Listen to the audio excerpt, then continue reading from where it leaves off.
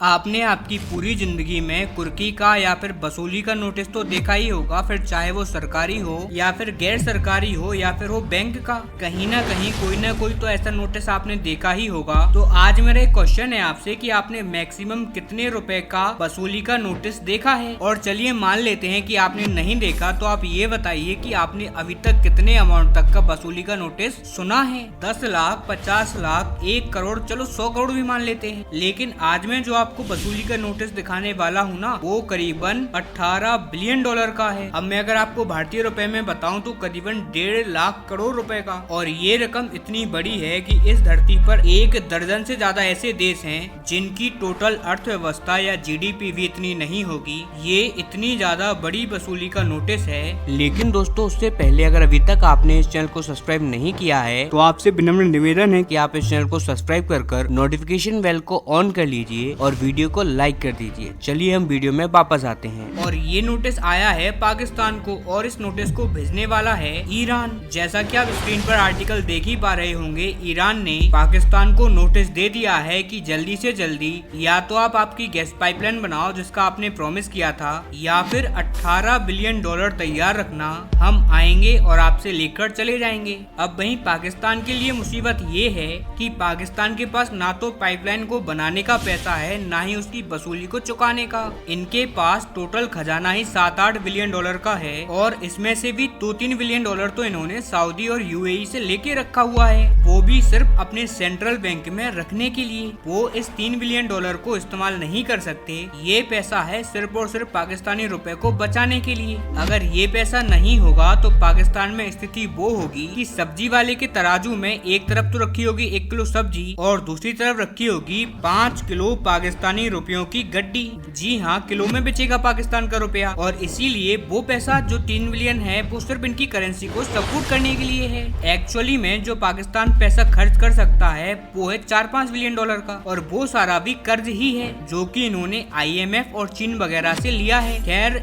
स्थिति तो ये है कि इनके पास अब सिर्फ 5-6 बिलियन डॉलर हैं और 18-19 बिलियन डॉलर का इनके पास नोटिस आ चुका है। अब वो नोटिस क्यों आया है, तो अब से कुछ साल पहले भारत को सबक सिखाने के लिए पाकिस्तान ने ईरान के साथ एक डील करी थी। इस डील के तहत ईरान से पाकिस्तान के लिए एक गैस पाइपलाइन बिछाई जानी थी, और इस पाइपलाइन को फिर भारत तक पाकिस्तान एक्सटेंड करने वाला था। पाकिस्तान का मानना ये था कि जितनी भी गैस भारत खरीदेगा वो सारी की सारी खरीदी जाएगी ईरान से, और ईरान से वो पाकिस्तान होते हुए भारत पहुंचेगी। जिससे होगा ये कि भारत और ईरान दोनों पाकिस्तान को चुंगी कर देंगे, क्योंकि दोनों देश गैस के ट्रांसपोर्टेशन के लिए इस्तेमाल करेंगे पाकिस्तान की जमीन का। और इससे पाकिस्तान के लिए ताकत भी मिलेगी। जब भी भारत उनसे कुछ बोलेगा, पाकिस्तान हमारी गैस काट दिया करेगा, जिससे कि भारत में गैस का यानी कि ईंधन का संकट खड़ा हो जाएगा। लेकिन भारत ये बात बड़ी आसानी से समझ गया था। भारत ने कह दिया था चलो ऐसा हम कर लेंगे, और पाकिस्तान मूर्खों की तरह खुशियां मनाने लगा कि चलो हमारे पास ताकत भी आ गई और रेगुलर इनकम का जरिया भी हो जाएगा, साथ ही हमारे पाकिस्तान के लोगों को सस्ती गैस भी मिलने लगेगी। अब भारत ने कहा कि चलो तुम साइन कर लो, बाद में हम भी इसमें शामिल हो जाएंगे। लेकिन जैसे ही पाकिस्तान और ईरान की डील साइन हुई, भारत ने कहा कि जी देखिए, हमें इससे अलग कर दीजिए, हम इस पाइपलाइन को एक्सटेंड नहीं करने वाले,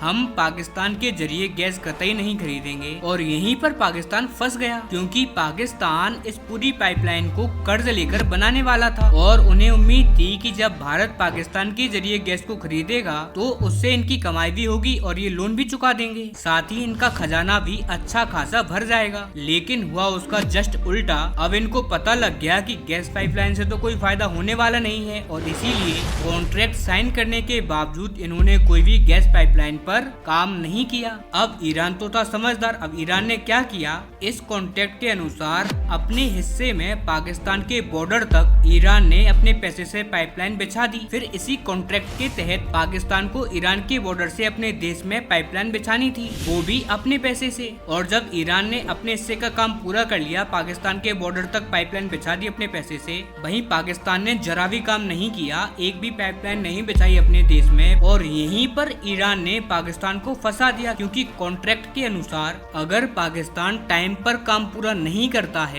तो पाकिस्तान को 18 बिलियन डॉलर मुआवजे के रूप में देने होंगे ईरान को। लेकिन पाकिस्तान की सरकार और सेना के कान पर जू भी नहीं रेंग रही। अब इनका यहाँ पर सोचना था कि ऐसा तो यहाँ पर कुछ होगा नहीं, लेकिन ईरान ने अब कर दी है कानूनी कार्रवाई पाकिस्तान के ऊपर और इनके खिलाफ एक नोटिस जारी करवा दिया है कि जल्दी से जल्दी कुछ ही महीनों में या तो आप काम पूरा कर दो या फिर हमें पैसा दे दो, हमारा मुआवजा दे दो। और अगर आप पैसे नहीं देते हो तो हम जाएंगे इंटरनेशनल आर्बिट्रेशन में और फिर वहाँ पर हमारा मुकदमा जीतना तो 100% तय है, क्योंकि हमारे पास लिखित में कॉन्ट्रैक्ट है जिसमें पाकिस्तान के सिग्नेचर्स हैं। इसीलिए मुकदमा जीतते ही तुम्हें हमारे पैसे देने होंगे। और अगर तुम इंटरनेशनल आर्बिट्रेशन की बात नहीं मानते हो तो दुनिया भर में जितने भी पाकिस्तानी सरकार के एसेट्स हैं, जैसे कि पाकिस्तानी इंटरनेशनल एयरलाइंस के जो भी दुनिया भर में जहाज हैं, उनको जब्त कर लिया जाएगा। वो सभी के सब मिल जाएंगे ईरान को। इसके अलावा पश्चिमी देशों में पाकिस्तानी सरकार के कई सारे होटल्स हैं, जी हाँ ये होटल्स भी चलाते हैं, वो भी जब्त कर दे दिए जाएंगे ईरान को। क्योंकि पाकिस्तान की सेना भी सरकार का ही हिस्सा है, तो सेना के अधिकारियों के जो भी बंगले कोठी हैं दुनिया भर में, उनको भी जब्त कर ईरान को दे दिया जाएगा।